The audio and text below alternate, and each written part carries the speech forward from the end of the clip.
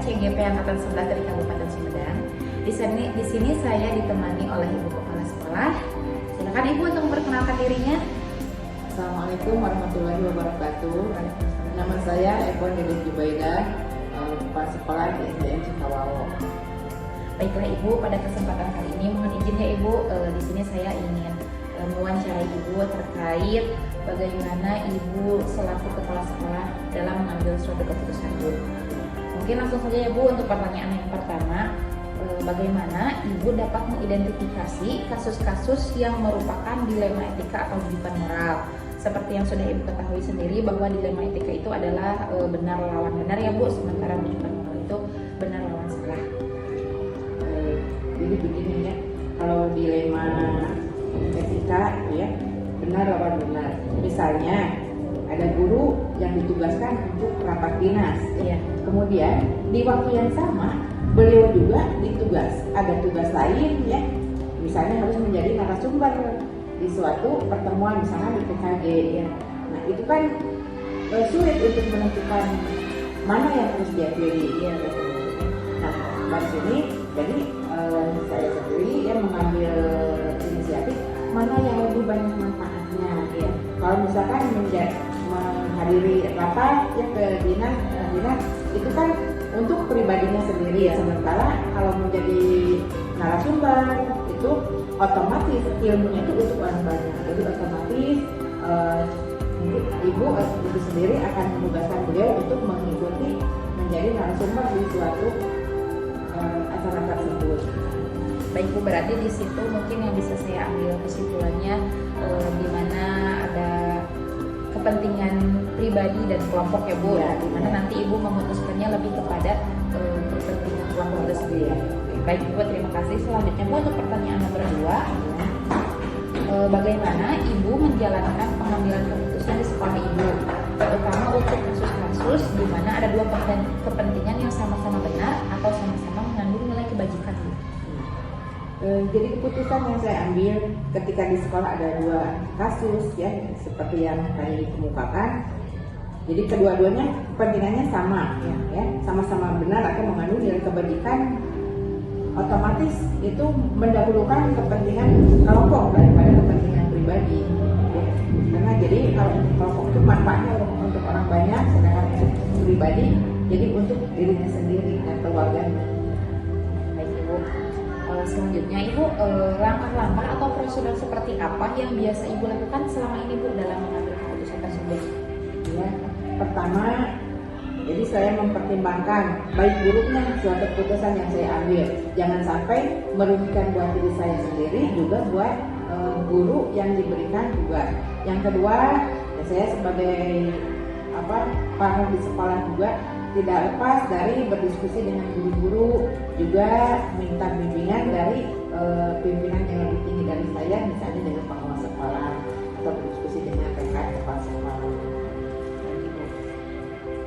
Selanjutnya Ibu, untuk pertanyaan selanjutnya, hal-hal apa saja yang selama ini Ibu anggap efektif dalam pengambilan keputusan pada kasus-kasus dilema etika Bu? Berarti benar lawan benar itu ya Bu? Iya. Jadi keputusan yang dianggap efektif ya dalam hal ini misalnya mempertimbangkan mana yang lebih besar manfaatnya daripada resiko yang harus ditanggung, seperti itu. Baik, berarti Ibu memilih resiko yang paling kecil ya Bu yang diakibatkan. Selanjutnya Bu, hal-hal apa saja yang selama ini merupakan tantangan dalam pengambilan keputusan pada kasus-kasus dilema etika Bu? Jadi yang bagi Ibu tantangannya ketika mengambil keputusan itu seperti apa Bu? Itu memang sulit ya ketika menghadapi benar lawan benar. Tantangan yang dihadapi dalam mengambil keputusan pada kasus dilema etika adalah bahwa pilihan itu benar semua ya. Tetapi untuk menentukan mana yang terbaik itulah yang menjadi hambatan. Karena jangan sampai merugikan bagi si guru itu juga bagi lembaga. Baik Bu, berikutnya Bu, apakah Ibu memiliki sebuah tata kelola atau jadwal tertentu Bu dalam sebuah penyelesaian kasus dilema etika? Apakah Ibu langsung menyelesaikannya di tempat atau memiliki sebuah jadwal untuk menyelesaikannya? Kemudian Bu, prosedur seperti apa yang Ibu jalankan? Kalau selama ini ya saya menyelesaikan masalah itu tidak sampai menunggu waktu atau menentukan berapa hari, berapa jam, tapi langsung diselesaikan pada saat itu juga. Karena keputusan itu mungkin sangat ditunggu oleh guru itu supaya tidak menjadi angan-angan apakah diberikan izin atau bagaimana gitu.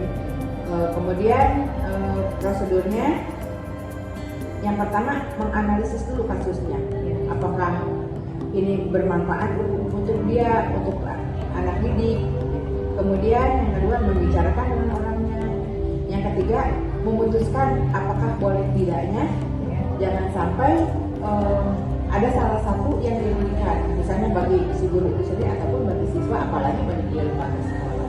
Baik Bu, berarti Ibu langsung ya Bu ketika saat itu juga memutuskan setelah mungkin Ibu berdiskusi dulu, melihat dulu bagaimana ini kasusnya gitu ya Bu.